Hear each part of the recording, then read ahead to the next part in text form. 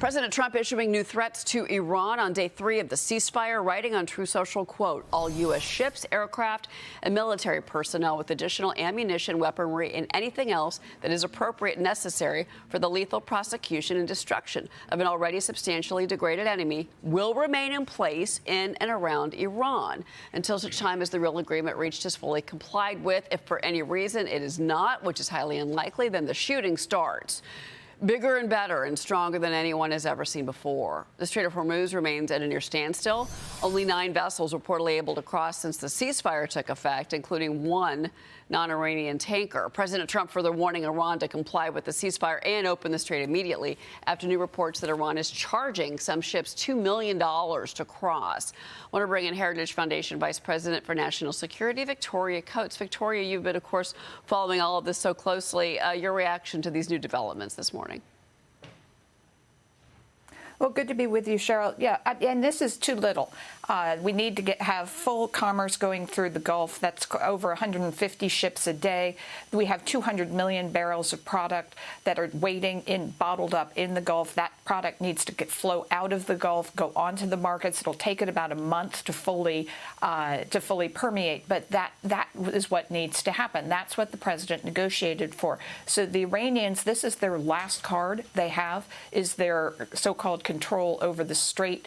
That is an asset of diminishing returns for them because nobody's going to let them do that going forward. They're trying to push it right now, but I think the president holds all the rest of the cards, and they need to open that up and let those ships start passing freely. Well, with the vice president and Steve Witkoff and Jared Kushner leading these talks, or joining together for these talks, led by the vice president, Victoria, what are your expectations for this weekend?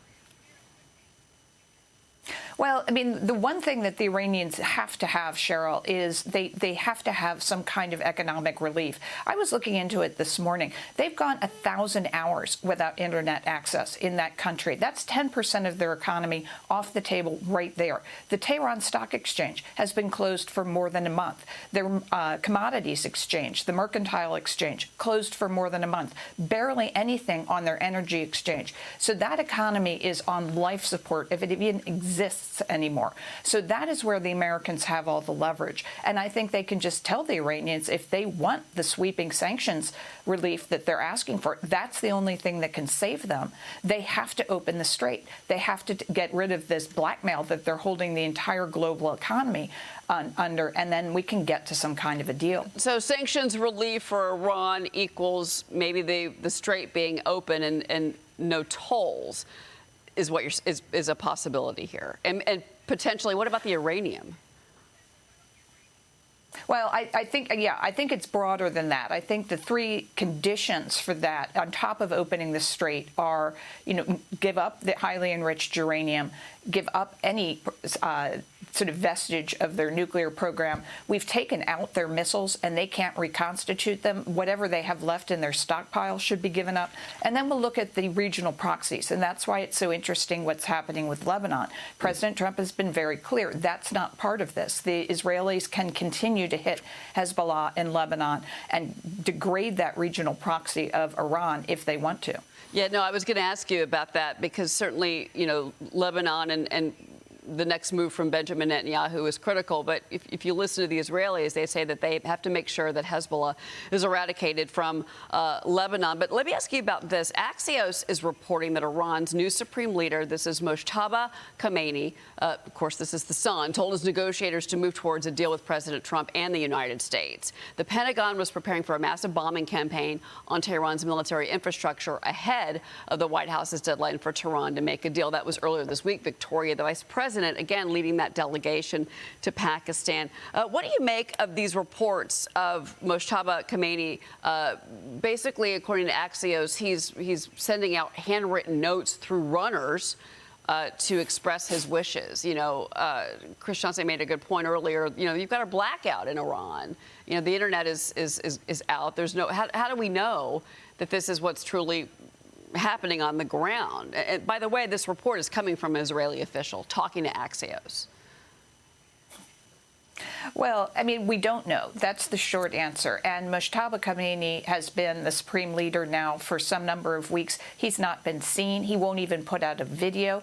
As you said, he's communicated by handwritten note. I mean, this is not in any way, what we're accustomed to dealing with a sovereign country.